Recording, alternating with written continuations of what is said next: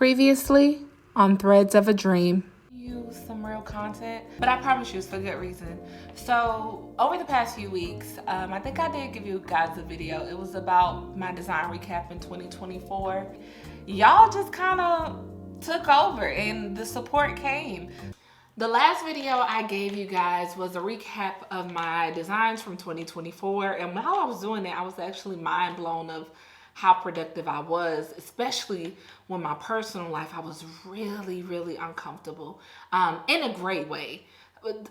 Well, debatable, but everything worked out. Let's just say that everything worked out the way that it was supposed to, but having never experienced what I had experienced in that year, it was just, I had to find a way to keep my sanity, and that was through prayer, seeking God, my community, and also designing.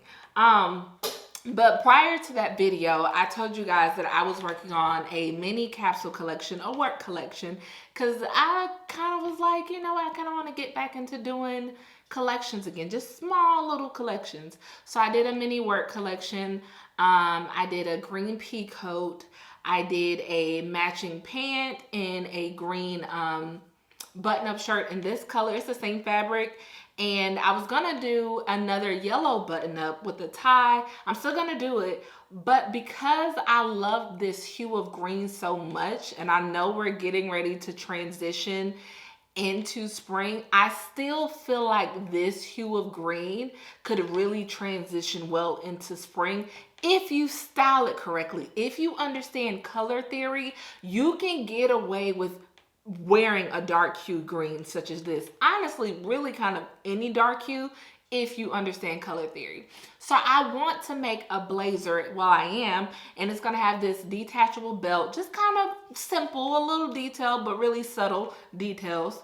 But while I was in the middle of making it, I'm like, something about this fit isn't right. So I double checked my patterns. I used a pattern from another trench coat and I just kind of shortened it, and I wanted the waist to be really cinched. But as I was trying it on, I was like, baby, where is the reach? Where is the reach? Here we go. That was funny. The reach wasn't there, so I don't know if the fabric shrunk. So I said, you know what? I could either force it just to get some content, but for me, it ain't that deep. So I think I'm just going to redo the pattern, and I bought some more fabric, and I'm just going to recut the fabric and call it a day. Will I finish it? Maybe. I think I am. I think I'm going to finish it, and I think I'm going to sell this particular fit because it may fit somebody that's smaller than me. Now, I'm not going to say I gained weight or I lost weight. Mind your business. But I'm going to say I used the exact same pattern. Y'all saw me wearing that green trench coat. I used the same pattern from the white trench coat and the orange trench coat that I made for my client. I literally just hemmed it and I took in the waist a little bit. The waist isn't the issue. It's the back. Like, my reach is gone. So I think what the issue is, I need to expand my back and I need to raise the armhole. But I'm going to work on the center back because I really want to perfect that fit of that reach, okay? So yeah, let's get to it. I wanted to bring you guys further behind the scenes of my process, especially with my day-to-day as it pertains to me working my 9 to 5.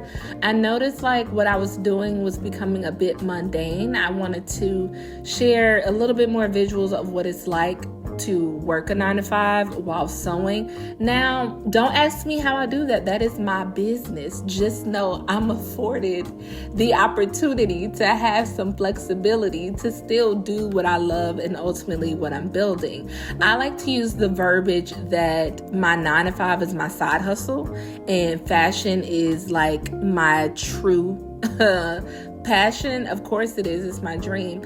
But I said, okay, I want to bring them further behind the scenes. And then with me wanting to dive deeper into my creativity this year, I decided to put all of my interest into one.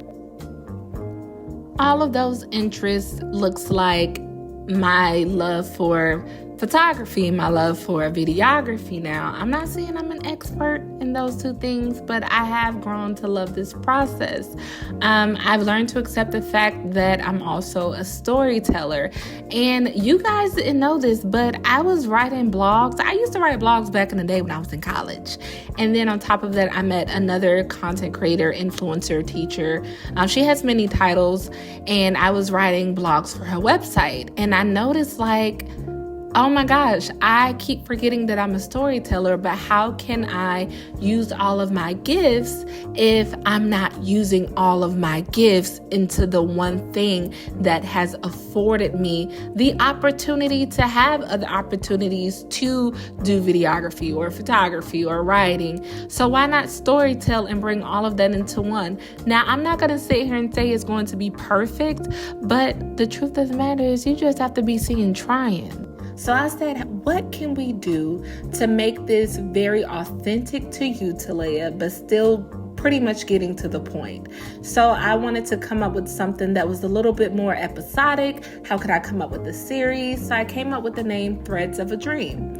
And I decided to just break down what I do on a day-to-day basis, because the truth of the matter is, majority of us who want to start this process of vlogging and showing you the behind the scenes as it pertains to our craft and our creativity, it isn't quote unquote aesthetically pleasing. I think we are beyond that phase of social media when everything has to be aesthetically pleasing. Some people do it. If that's your judge, baby, do you, okay? Let me mind my business. Do you? But for me and my house, we're gonna praise the Lord. Anywho, but for me and my house, for myself, I wanted to feel authentic. And what's authentic to me is literally me sitting at my pattern table, which was actually my dining room table, making patterns at work, having my computer on a stool, sewing when I can, sewing on the weekend, or sewing when I get off if I choose to sew, or sewing while I'm at work. The truth of the matter is, I think a lot of us are afraid to really dig out our creativity because honestly, no one wants to be seen trying. Let's just call a spade a spade. No one wants to be seen trying because it's desirable to want to be the first until all eyes are on you. I'm not saying I'm the first to do this, but to be seen trying does feel a bit scary and does feel a bit vulnerable. But what I'm learning is to be bold and to be courageous, and more importantly, live freely. You are divinely created. You are created on purpose for a purpose. And lately, I've been feeling bold and courageous. So I think I want to start living like that every single day. And why not add that to my creativity? And like I said, I'm going to give you all I got.